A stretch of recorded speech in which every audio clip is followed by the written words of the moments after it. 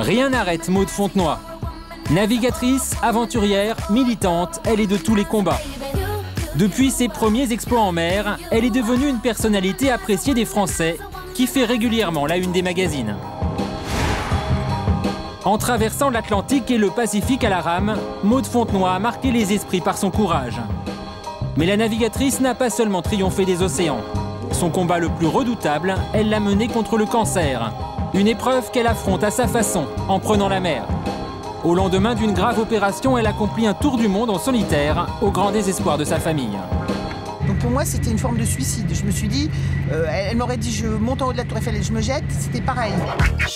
Aujourd'hui, maman comblée, elle met son énergie au service d'une cause, la sauvegarde de la planète. Elle vient de créer sa propre fondation à destination des enfants et encore une fois, Maud Fontenoy force l'admiration de ceux qui la côtoient. Pour moi, c'est une héroïne des temps modernes. Dans les médias ou sur la mer, nous l'avons suivie dans ses combats. Maud Fontenoy, une femme d'exception. C'est la toute première fois que l'on a découvert Maud Fontenoy. Nous sommes le 9 octobre 2003. Une jeune femme en termine avec un exploit inédit, être la première femme à traverser l'Atlantique à la rame. Maud Fontenoy n'a alors que 25 ans. À son arrivée, épuisée, elle a du mal à tenir debout. J'avais envie de prouver qu'une femme pouvait tout aussi bien y arriver qu'un homme, que c'était pas qu'une question de gros bras, et que même toute jeune fille qu'on peut être, on peut aussi avoir envie de se lancer des défis comme ça extrêmes. Maud Fontenoy vient alors de vivre une aventure exceptionnelle. Sa traversée de l'Atlantique Nord a duré 117 jours d'épreuves et de dangers. La jeune femme ira chavirer jusqu'à 17 fois au cours d'une même nuit. À plusieurs reprises, elle craque. Je me sens sale, je me sens moche, j'ai envie de sortir de cette connerie, j'ai peur. Quand elle atteint enfin son but, à force de courage et de persévérance, la France se découvre une nouvelle héroïne. Difficile d'imaginer alors que quelques mois auparavant, Maud Fontenoy travaillait encore dans une agence immobilière. Le moteur au début, je dirais que c'est... J'en avais probablement marre d'être enfermée dans un bureau à Paris. Comme beaucoup, moi j'ai eu le courage de me dire, voilà, qu'est-ce que j'aimerais faire? Et il y avait la mer qui m'attirait. La mer, une passion que Maud a découvert dès sa naissance. Son père est architecte naval et elle n'a que 7 jours quand elle navigue pour la première fois. Jusqu'à l'âge de 15 ans, sur toutes les mers du monde, Maud vit sur un bateau. Une expérience qui la marque durablement. Maud attrape le virus des océans, à la grande surprise de ses proches. Elle avait le mal de mer, alors que mes fils n'avaient pas le mal de mer. Elle avait le mal de mer. Donc c'est vrai qu'à l'époque, on m'aurait dit, il y a un de vos 3 enfants qui va faire ça. J'aurais pas vraiment dit celui-ci ou celui-là, mais c'est elle que j'aurais éliminé en premier. Et pourtant, les défis, Maud va les enchaîner. 2 ans après l'Atlantique, c'est le Pacifique qu'elle traverse à la rame. Et à son arrivée, Maud a déjà un nouvel exploit en tête, un tour du monde à la voile à contre-courant. Mais elle ne sait pas que l'épreuve qui l'attend est bien plus redoutable.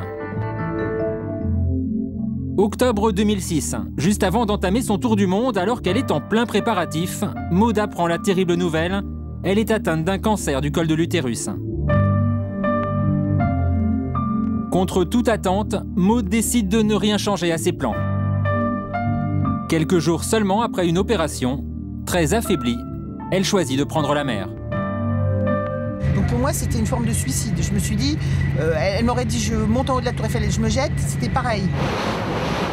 Pendant 150 jours, Maud est seule en mer, défier les éléments, sa thérapie contre la maladie.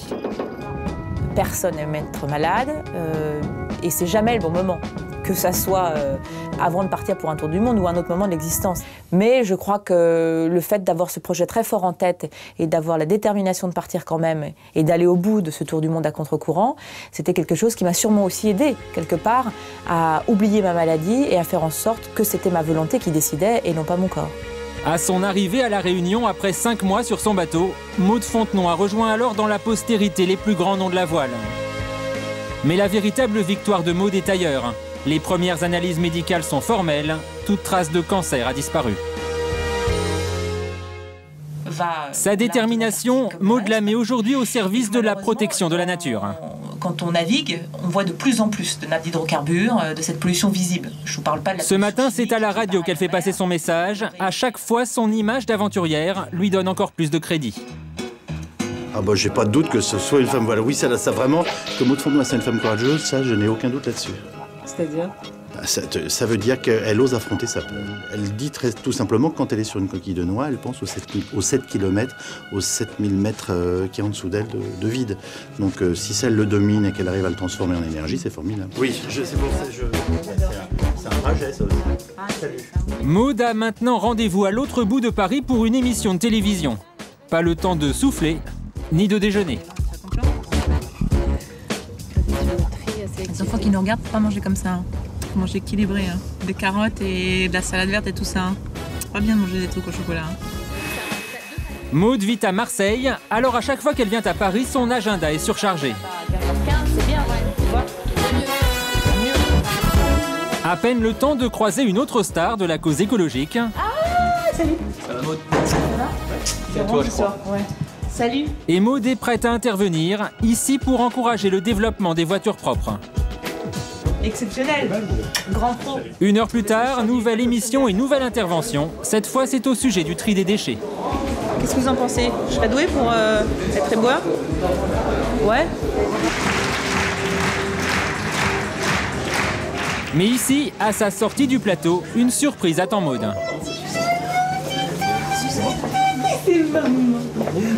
Maë, son fils de 5 mois. Bonjour mon cœur. T'es emmené mon maman. Maud est aujourd'hui une mère épanouie. Et peut-être plus qu'une autre, elle apprécie le bonheur de serrer son fils dans ses bras. Maë, cet enfant qu'avec son cancer, elle aurait pu ne jamais avoir.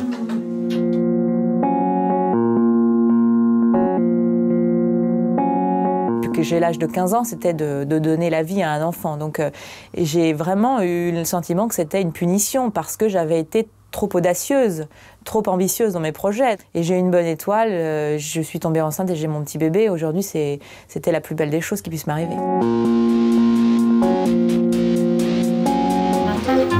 Paris, gare de Lyon, aujourd'hui est un grand jour pour la navigatrice. Dans quelques heures aura lieu à Marseille le lancement officiel de la Fondation Maud Fontenoy pour la sauvegarde des océans. Alors pour l'occasion, Maud n'est pas seule. À ses côtés, cette classe de primaire d'un quartier sensible de Meaux, la ville de naissance de la navigatrice. Ses enfants et leur institutrice l'accompagnent depuis 4 ans. Ils ont suivi ses exploits. Aujourd'hui, ils participent à son combat pour l'écologie. Avec Taïa, la planète s'en sortira. C'est énorme le slogan. Taïa, c'est le nom du bateau que Maud doit inaugurer aujourd'hui. Son but, permettre à des enfants défavorisés de naviguer et leur faire aimer la mer. Derrière toi, voilà, toi, t'as toute cette petite bande là. Ah, bah c'est super, celle-là, je vais l'accrocher dans la chambre de Maë. De toute façon, tout ça, c'est à toi, hein. Tu gardes ça précieusement. Un projet qui lui tient à cœur. Alors pour faire parler de sa fondation, Maud Fontenoy met toutes les cartes de son côté. À Marseille, sur le quai de la gare, elle retrouve la marraine de son association, Laetitia Hallyday. La jeune femme n'a pas hésité à s'engager par admiration pour la navigatrice. Pour moi, c'est une héroïne des temps modernes. Et voilà, c'est quelqu'un que j'admire beaucoup, que je respecte, qui a une grande place dans mon cœur et qui donne envie, comme dirait la chanson de Johnny, l'envie d'avoir envie de faire des choses. Si elle continue comme ça, la prochaine fois, je l'emmène en mer. Hein. Je l'emmène passer le Cap Horn. Voilà. Donc, qui sait? Qui sait, ouais. Waouh, quelle belle expérience. Tu sais, en plus, je te proposerais, je suis sûre que tu dirais oui. Oui, je dirais oui. Avec toi, j'irai voilà. au bout du monde. Bousculade sur le Vieux-Port pour l'inauguration. Pour Maud, l'aboutissement d'un long combat. Ce bateau, elle le connaît bien, c'est à son bord qu'elle a accompli son tour du monde.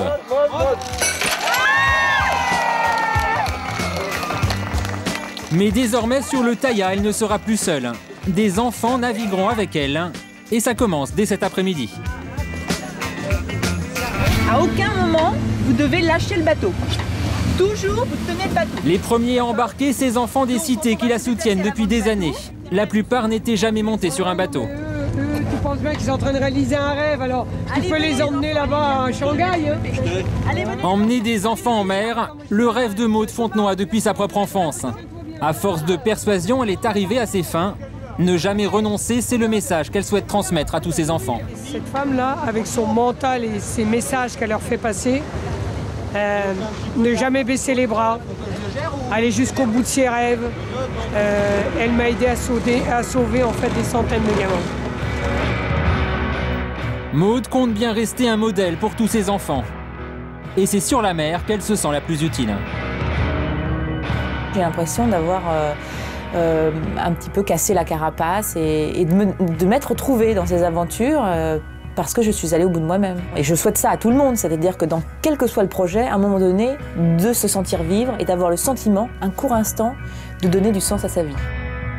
Aujourd'hui, Maud a déjà d'autres projets. Le plus personnel, traverser l'Atlantique avec son fils dans le courant de l'année. En attendant d'autres défis à relever, d'autres combats à remporter.